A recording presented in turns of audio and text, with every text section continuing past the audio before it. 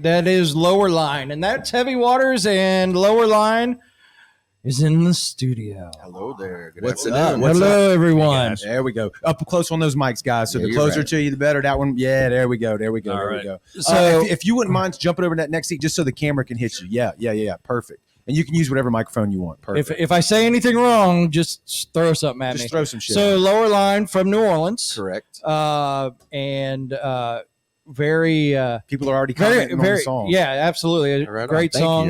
you. Somebody says I love Heavy Waters by Lowerline. I'm happy to see they're back on Twitter. So I'm not sure what that means, but Did y'all get booted or No, something? we weren't banned. We weren't yeah. banned. I would have thought that They was were cool if you were. Yeah. So climbing in the foundation charts. Yes. And in the most increased plays and most added, or in the gainers is what they like to call it. So tell us a little bit about Lowerline. You guys are playing tonight at the Hotspot with Silent Trust and Project 9, but fill us in on a little bit on Lowerline. Well, I got to say, we have a great deal of appreciation for the Mississippi Gulf Coast because when we were cutting our teeth years ago, back in the early 2000s, clubs in New Orleans who didn't know who we were wouldn't let us play. But we came out to the Gulf Coast, man, and we were able to basically book shows constantly for years. And we had so much fun playing with all the different bands and the different club owners that were great to us. But yeah, so we decided that we were going to jump in the studio over COVID rather than wasting time. We decided to make time and, got some songs put down, move forward. What were some of those venues that y'all used to play on the coast? We used to play the Double Deuce. Oh, Yo. We used to play the upstairs, downstairs. Yep. All right, okay, Yep. yeah. We played at Kirk's House of Rock. Oh, Yep. you know. Oh, yeah. Yeah, you know. Yeah. Was it orangutans? Orangutans, Yep. That's tight. I wanted to feel that nostalgia Yes. when I asked that question. Man. Yeah, that's some pre-Katrina shit. You're Totally. talking about. I think, have we played in Mississippi after Katrina? Oh No, shit! I don't Yeah, serious? I think I it's don't think we been did. since 2005, actually. Damn. Summer of 2005. Okay, all right. Yeah, I'm we digging that. missed it. Yeah. We trying over here. I mean, that's why Kevin and I started this show, man. Is we feel like there's a lot of potential over here, and it wasn't getting the platform, spotlight, whatever you want to call it. Absolutely. And that was why this show was born. So it's good to see somebody who's been here for a while. You've seen all the old school stuff. Oh, yeah. And then now still in the game, wanting to come back out and throw some punches, right? It's great, man. We couldn't bear to sit around any longer. We took some time off for a few years back so everybody could have families and whatnot. Right. And then at some point, the wives were like, "Would you please get my husband out the goddamn house?" Dude, I'm kind of in the same boat. I play in a band too. We've been in a band for 10 years or whatever. We took some way big time off. And then as you get a little older, it's like you get a little more leeway as the kids get older. And you're like, right back to where you left off. Let's do it again. If you're a musician, man, it never leaves your blood, right? No, Record absolutely. deal bullshit. Like, who gives a shit? Like, I Right. just want to play. Exactly. Yeah. That's all I want to do. Yeah. I can relate to that for sure. So, what you got over there, Kevin? You looking like you got something on your mind. No, I was just going to ask. So what with the single Heavy Waters? And you're with MK Music. MK Music. So fill us in a little bit on that story of where all of this came from and getting with MK Music and all of that. I'll let Jimmy field that All one. right. MK Music was started by a really good friend, Nolan Hodges. Yep. He's kind of he's like a manager extraordinaire. He wants to be the biggest thing in the game, and he's got all these bands from across the U.S. And he basically shopped this new CD that we did, and we got the attention of RFL Records, Mm-hmm. and I mean immediately they were like, "We want it." So, they sent us over a contract. It took forever for us to actually, I guess, look at it and say, okay, is this good? Is it bad? What? Because like you said, we just wanted to play. Right. We weren't in this for anything other than just to get back out The there and enjoyment have fun. of doing what we love to do. Right. But I mean, the thought of actually getting our music heard by a wider audience is what, was, I guess, what enticed us to say, okay, we'll go forward with it. And that's kind of what we did. Yeah, roll the dice, see what happens. Just get back out there and make it happen. How about that? That's it. For sure. What you think? I thought you had something. No. I thought you were sitting on a question. No. So, but I can. Go ahead. So what's the future look like for Lowerline after this and going forward? Well, the CD comes out, June 25th. Okay. You can pick up the full EP. After that. How many songs? 4. Okay. Yeah, we kept it little. Yeah, no, that's what an EP's for. And Kevin and I are noticing nowadays, we talk to a lot of bands all the time.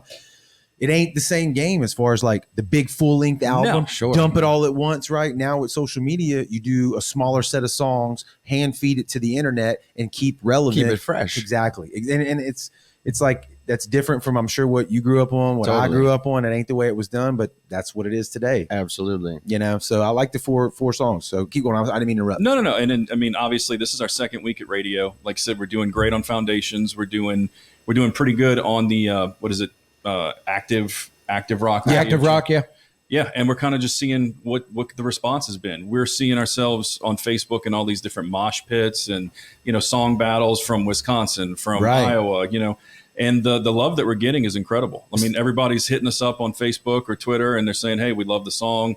We're requesting it for you guys." So I mean, it's been really awesome just to see that type of response. That's the new game, right? I mean, it's battle it out on the internet, meet fans through streams, through shows like this on the internet.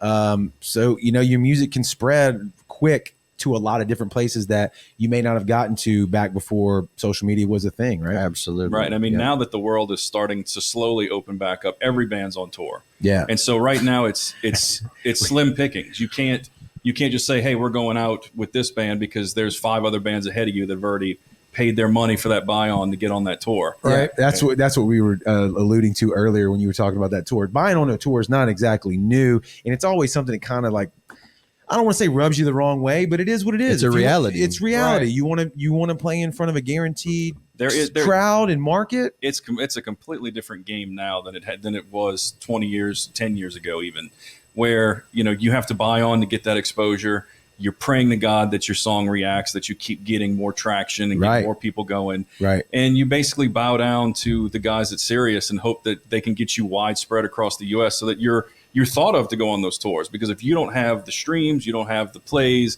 you don't have the YouTube subscribers, they don't care. And people have to remember, they call it the music business for a reason. It's a business. It is a business, right? Oh, yeah. I mean, so many bands do their own campaigns to get to pay your way through it to get there. Yeah, but once you ever get over the top of that hill, right, then it pays off and comes back to you. You better. Well, that's what we're hoping for with the radio exposure. That means people are going to come see us, buy our shirts, buy our merch, right? To support us, so we can keep going and keep doing what we love. Making that next record. And any business would be that way. I mean, whether we're talking about being a band or being a construction business. I mean, you have to buy equipment to do that. You have to get your legs up underneath you before you can start moving. Yep. So. Yeah, definitely. What's the scene like over in y'all's neck of the woods? It was shut down hard, I'm sure. It was shut down hard. I had a lot of musician friends who were out of work completely. Correct. They ended up driving for Uber Eats, right? Whatever they could do to put bread on the table for their families. And, it's kind of different. Like, in New Orleans, you've got Metairie and you've got New Orleans, which are, suburbs of one another. Correct. And New Orleans kept their shutdown going on a lot longer than their neighboring city, Metairie.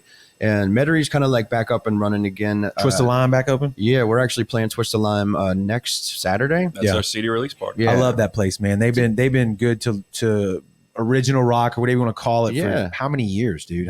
Back since it used to be Rockenbach. I didn't know that. Oh yeah. What year would that have been? That was 97. Oh, shit. Okay. All right. So they've been around. Oh yeah, for a long time. They've helped a lot of bands get up and kind of like put themselves in front of people. It's kind of the same thing as New Orleans slowly gets back up and running. It's catering more to its its bread and butter style music, which is what, honestly, because I don't know. It's mostly more horn driven types brass of bands. Okay, that makes sense. I mean, that makes funk sense. bands and things like that. And that's honestly what drove us out here to Mississippi years ago in the beginning, because you could look in the Offbeat or the Gambit, publications every week, and on Friday or Saturday nights in every music club there was a minimum of 1 to 4 bands performing, and there was 50 or 60 clubs listed, right? So do the math on that. The amount of bands that were playing just in those 2 days alone every weekend is staggering. Yeah. And we didn't want to just get swept up into the mix. And again, nobody would give us the opportunity because we didn't have the following, to come out and try it.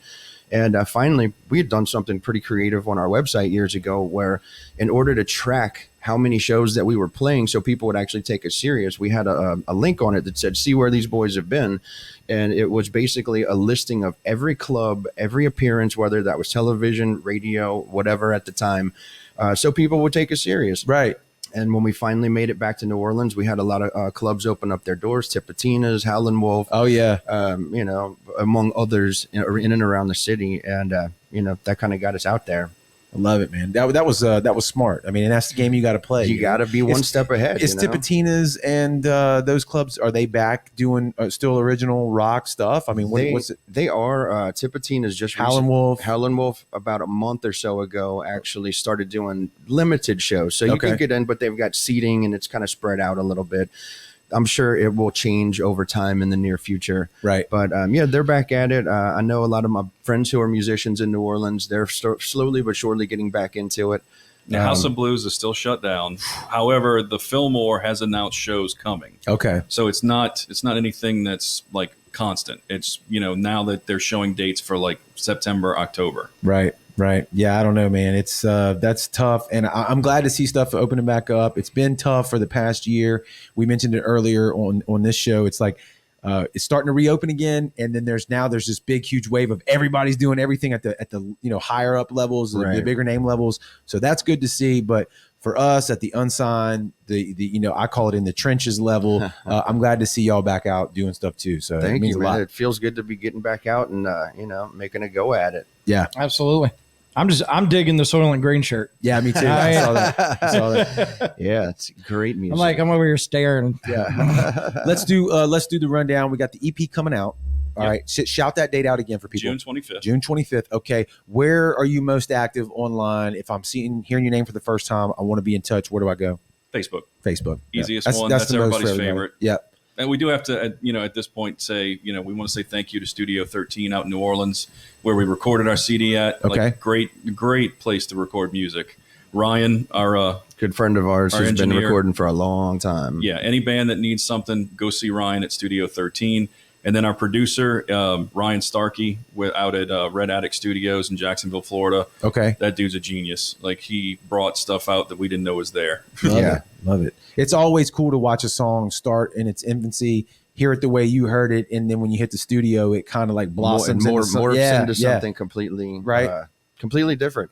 You know, for me as a singer, it was an interesting way to, I guess, learn at this stage of my life. You know, we've recorded lots of music over the years, and by working with this producer, man, he was able to get me thinking about hitting different parts in songs with different vocals and melodies than I had ever really thought of.